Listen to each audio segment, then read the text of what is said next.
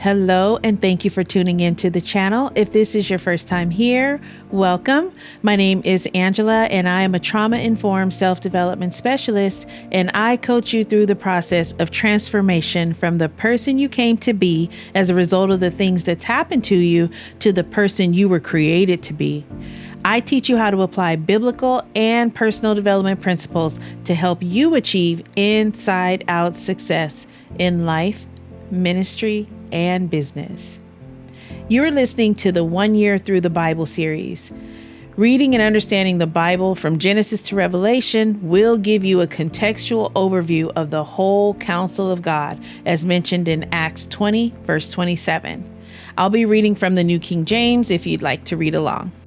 Today's Old Testament reading begins in Ezekiel chapter 27, verse 1 through chapter 28, verse 26.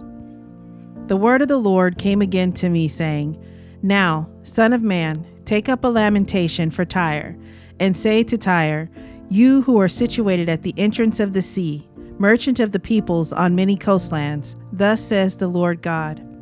O Tyre, you have said, I am perfect in beauty. Your borders are in the midst of the seas. Your builders have perfected your beauty. They made all your planks of fir trees from Sinir. They took a cedar from Lebanon to make you a mast. Of oaks from Bashan they made your oars. The company of Asherites have inlaid your planks with ivory from the coasts of Cyprus. Fine embroidered linen from Egypt was what you spread for your sail. Blue and purple from the coasts of Elisha was what covered you. Inhabitants of Sidon and Arvad were your oarsmen. Your wise men, O Tyre, were in you. They became your pilots. Elders of Gebal and its wise men were in you to caulk your seams. All the ships of the sea and their oarsmen were in you to market your merchandise. Those from Persia, Lydia, and Libya were in your army as men of war. They hung shield and helmet in you. They gave splendor to you. Men of Arvad with your army were on your walls all around, and the men of Gamad were in your towers. They hung their shields on your walls all around. They made your beauty perfect. Tarshish was your merchant because of your many luxury goods. They gave you silver, iron, tin, and lead for your goods. Javan, Tubal, and Meshech were your traders. They bartered human lives in vessels of bronze for your merchandise. Those from the house of Togarmah traded for your wares with horses, steeds, and mules. The men of Dedan were your traders. Many isles were the market of your hand. They brought you ivory tusks and ebony as payment. Syria was your merchant because of the abundance of goods you made. They gave you for your wares emeralds, purple, embroidery, fine linen, corals, and rubies. Judah and the land of Israel were your traders. They traded for your merchandise wheat of Minnith, millet, honey, oil, and balm. Damascus was your merchant because of the abundance of goods you made, because of your many luxury items with the wine of Helbon and with white wool. Dan and Javan paid for your wares, traversing back and forth. Wrought iron, cassia, and cane were among your merchandise. Dedan was your merchant in saddlecloths for riding. Arabia and all the princes of Kedar were your regular merchants. They traded with you in lambs, rams, and goats. The merchants of Sheba and Ramah were your merchants. They traded for your wares the choicest spices, all kinds of precious stones and gold. Haran, Canaan, Eden, the merchants of Sheba, Assyria, and Himad were your merchants. These were your merchants in choice items, in purple clothes, in embroidered garments, in chests of multicolored apparel, in sturdy woven cords, which were in your marketplace. The ships of Tarshish were carriers of your merchandise. You were filled and very glorious in the midst of the seas. Your oarsmen brought you into many waters, but the east wind broke you in the midst of the seas. Your riches, wares, and merchandise, your mariners and pilots, your caulkers and merchandisers, all your men of war who are in you, and the entire company which is in your midst will fall into the midst of the seas on the day of your ruin. The common land will shake at the sound of the cry of your pilots. All who handle the oar, the mariners, all the pilots of the sea will come down from their ships and stand on the shore. They will make their voice heard because of you. They will cry bitterly and cast dust on their heads. They will roll about in ashes. They will shave themselves completely bald because of you, gird themselves with sackcloth, and weep for you with bitterness of heart and bitter wailing. In their wailing for you, they will take up a lamentation and lament for you. What city is like Tyre, destroyed in the midst of the sea? When your wares went out by sea, you satisfied many people.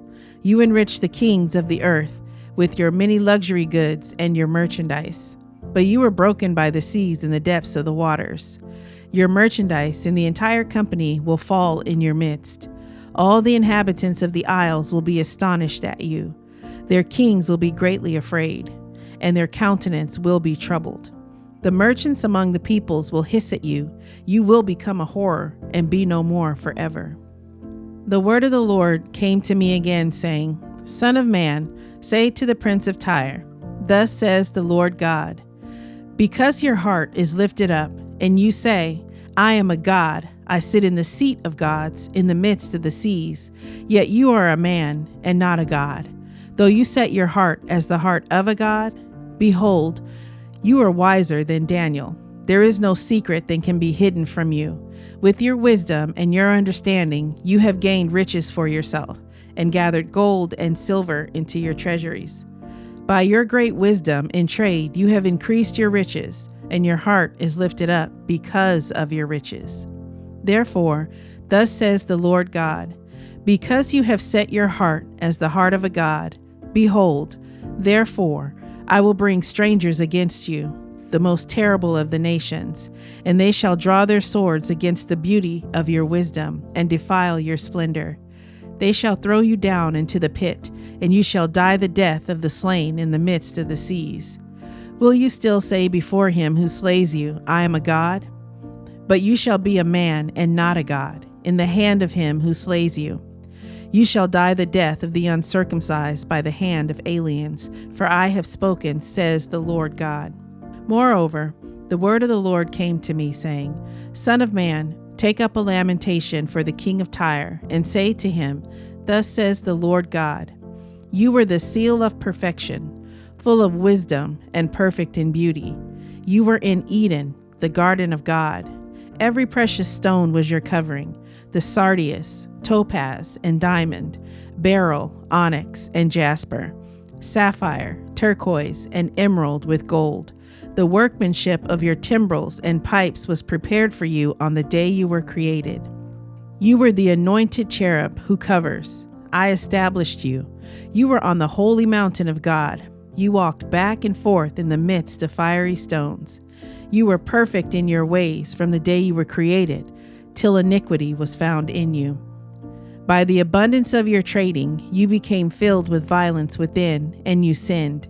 Therefore, I cast you as a profane thing out of the mountain of God, and I destroyed you, O covering cherub, from the midst of the fiery stones. Your heart was lifted up because of your beauty. You corrupted your wisdom for the sake of your splendor. I cast you to the ground. I laid you before kings, that they might gaze at you. You defiled your sanctuaries by the multitude of your iniquities, by the iniquity of your trading. Therefore, I brought fire from your midst. It devoured you. And I turned you to ashes upon the earth, in the sight of all who saw you. All who knew you among the peoples are astonished at you. You have become a horror and shall be no more forever. Then the word of the Lord came to me, saying, Son of man, set your face towards Sidon and prophesy against her, and say, Thus says the Lord God, Behold, I am against you, O Sidon. I will be glorified in your midst, and they shall know that I am the Lord, when I execute judgments in her and am hallowed in her. For I will send pestilence upon her, and blood in her streets. The wounded shall be judged in her midst by the sword against her on every side. Then they shall know that I am the Lord.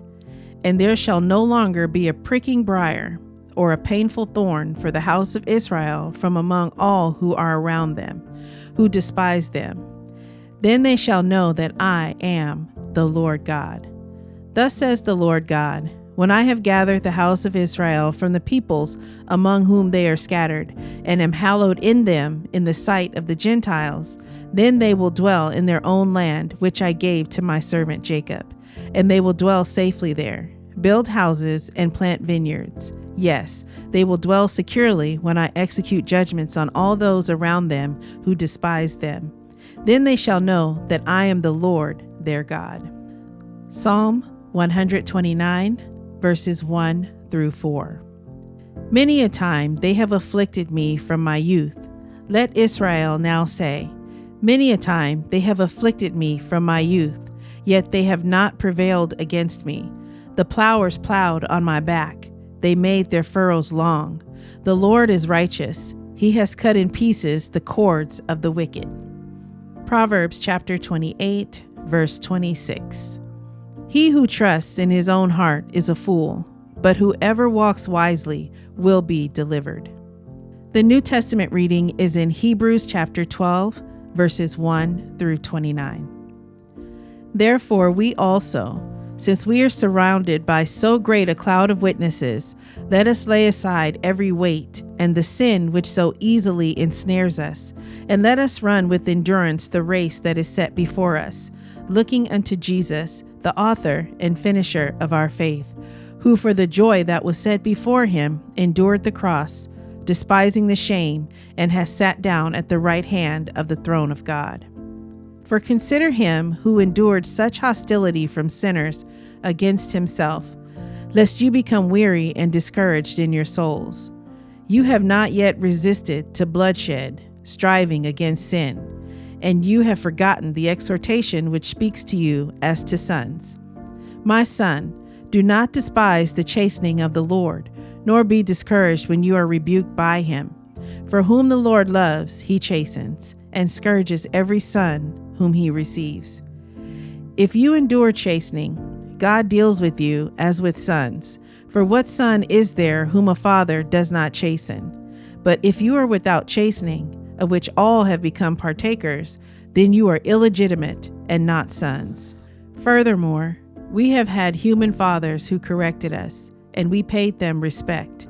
Shall we not much more readily be in subjection to the Father of spirits and live?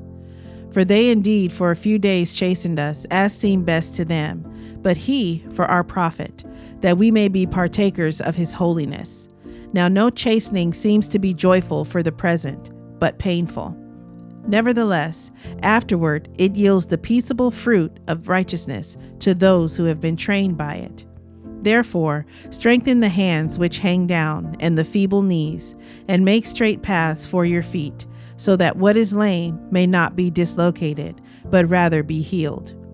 Pursue peace with all people and holiness, without which no one will see the Lord, looking carefully lest anyone fall short of the grace of God, lest any root of bitterness springing up cause trouble, and by this many become defiled. Lest there be any fornicator or profane person like Esau, who for one morsel of food sold his birthright. For you know that afterward, when he wanted to inherit the blessing, he was rejected, for he found no place for repentance, though he sought it diligently with tears.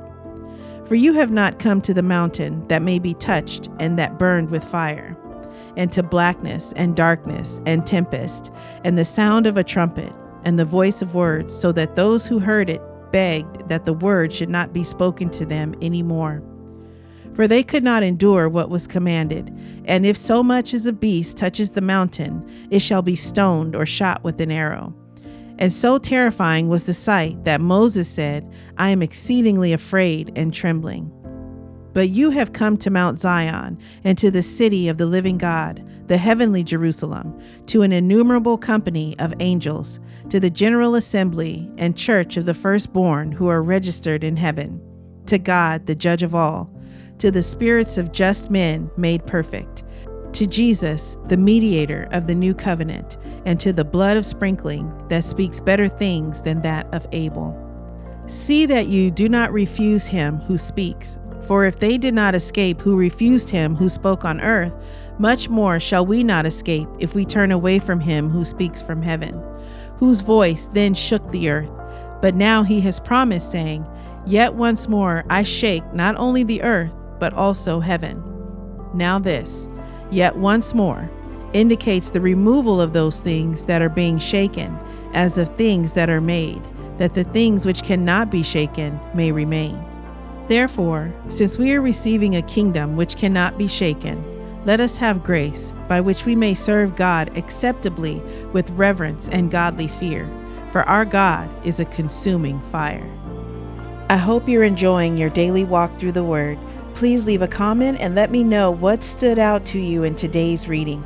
Subscribe to the channel and hit the notification bell. Thank you, Lord, for providing your word to us today. May it reach deep into the heart of your chosen children who were set apart before the foundation of the world, that they may be renewed in the spirit of their mind. I give all praise and honor to the Most High Yah, Elohim, through your Son Yeshua, Messiah. Amen.